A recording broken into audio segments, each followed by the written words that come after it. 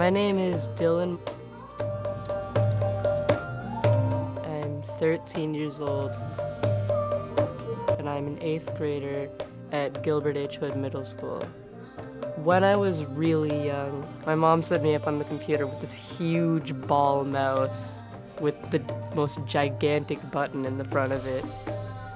And I used educational tools on the computer to help me learn my phonics and my alphabet. I'm not sure if I would know my alphabet if I didn't have technology.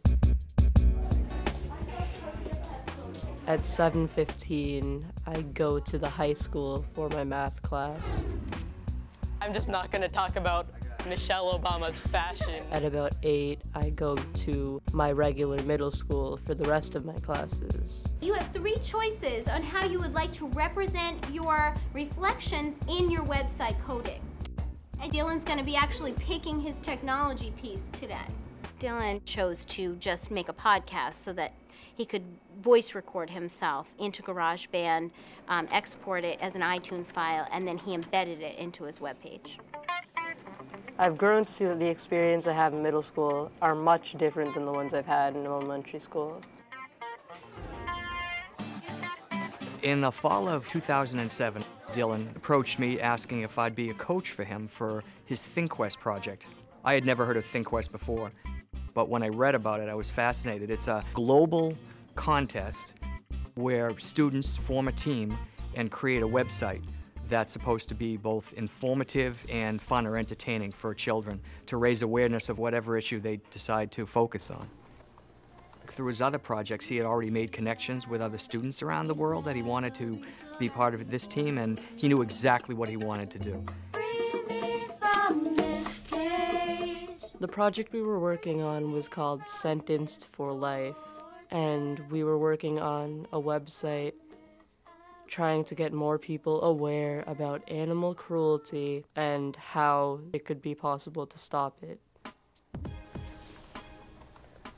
We used online forums and chats and conferences to communicate with each other.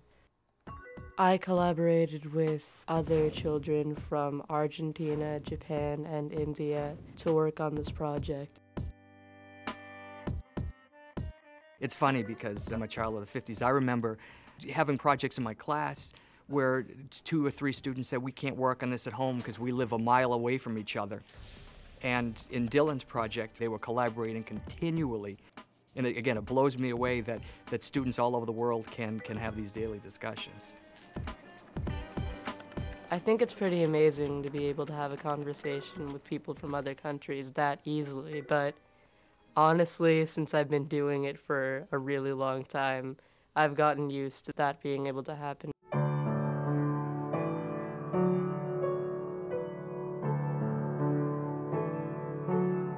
He writes songs, he composes music, he makes ringtones, downloads them, he makes videos, publishes them, on YouTube.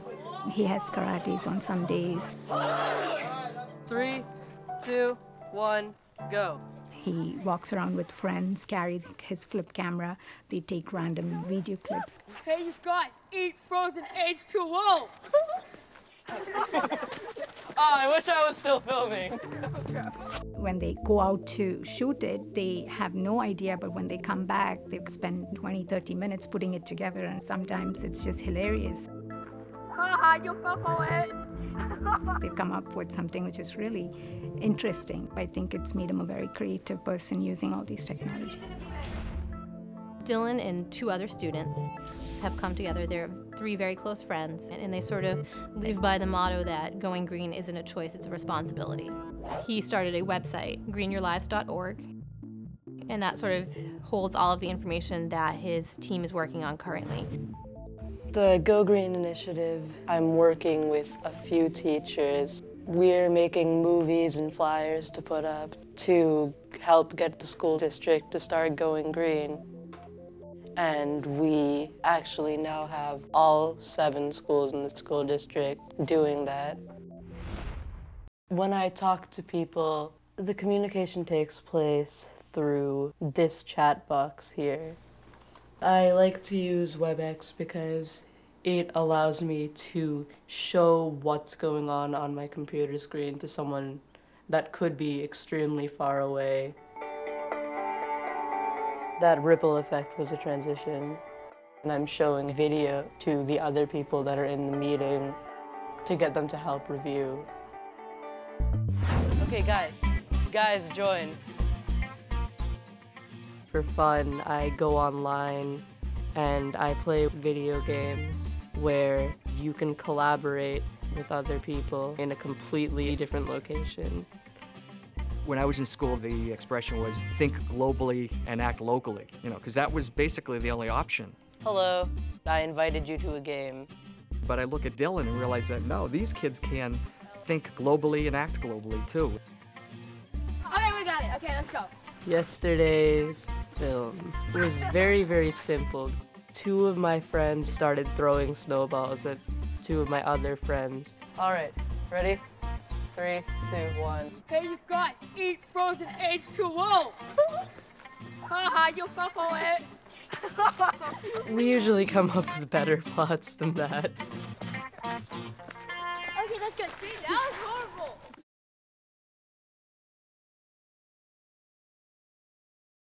For more information about what works in public education, go to edutopia.org.